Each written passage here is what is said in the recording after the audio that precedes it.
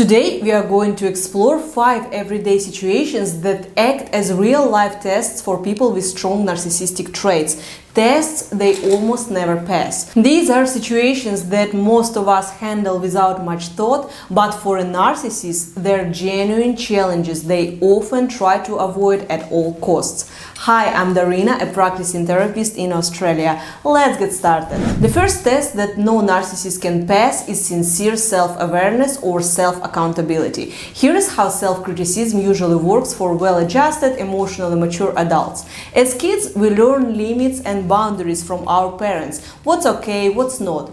Kids internalize these rules, and eventually as adults we learn to check ourselves, hold ourselves accountable and make improvements where we need to. For example, a person might realize they've hurt someone with their words and after they feel genuinely sorry and apologize. Or maybe they've missed a detail at work and took responsibility to do better.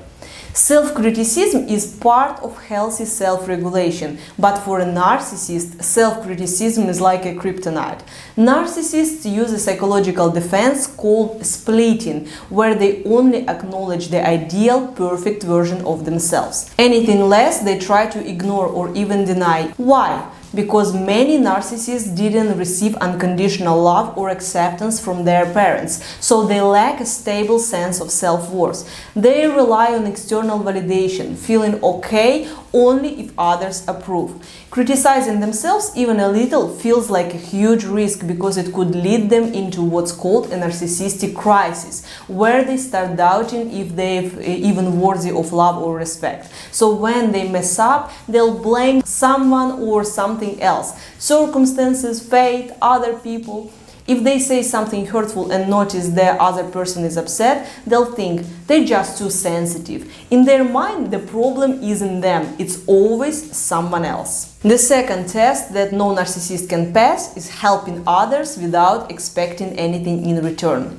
When I say helping freely, I mean offering assistance without expecting praise, reward, or recognition, especially from people they view as important or high status. For most people, it is no big deal and doesn't inconvenience them. They're likely to lend a hand.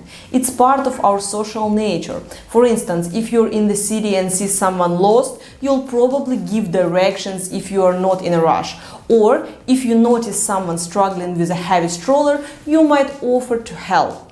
Narcissists, however, see it differently. They're constantly seeking so-called narcissistic resources: validation, admiration, recognition. If they see someone they consider beneath them or not useful to them, they won't help because there is nothing to gain. For a narcissist, helping is only worthwhile if they get something out of it.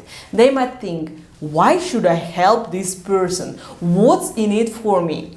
If there is no payoff, no boost to their status or image, they just won't bother. The third test no narcissist can pass is handling constructive criticism from people close to them. Imagine a scenario where a narcissist makes a mistake and someone gently points it out. For instance, maybe their partner suggests asking for directions while road tripping instead of pretending to know the way. For a narcissist, admitting a mistake feels like losing face, because they see themselves in black and white terms, either perfect or deeply flawed. Admitting a mistake exposes that flawed part they're desperate to hide. Most of us can handle constructive feedback, whether it's at work or about a small habit in daily life. But for a narcissist, even a small critique feels like an attack of their worth. When someone points out a mistake, the narcissist often reacts defensively, twisting the feedback or dismissing it to protect their self-image.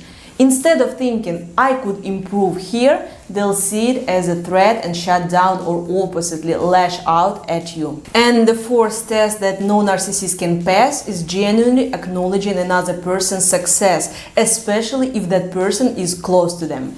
Narcissists constantly compare themselves to everyone around them, family, friends, colleagues. They see each interaction as a competition where they must either come out as the winner or risk feeling like a loser. To a narcissist, even coming in second place is a loss. If someone close to them, like their partner or friend, achieves something, say a job promotion, it's hard for them to accept because in their mind that success feels like their own failure.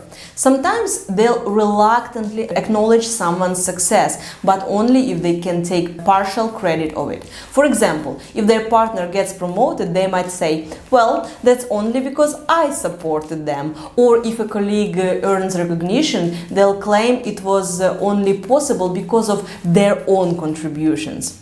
In the narcissist's mind, other people's achievements always have to involve them somehow. They simply can't recognize someone else's success without inserting themselves into the story. And the fifth test a narcissist will fail is maintaining their mask over a long period.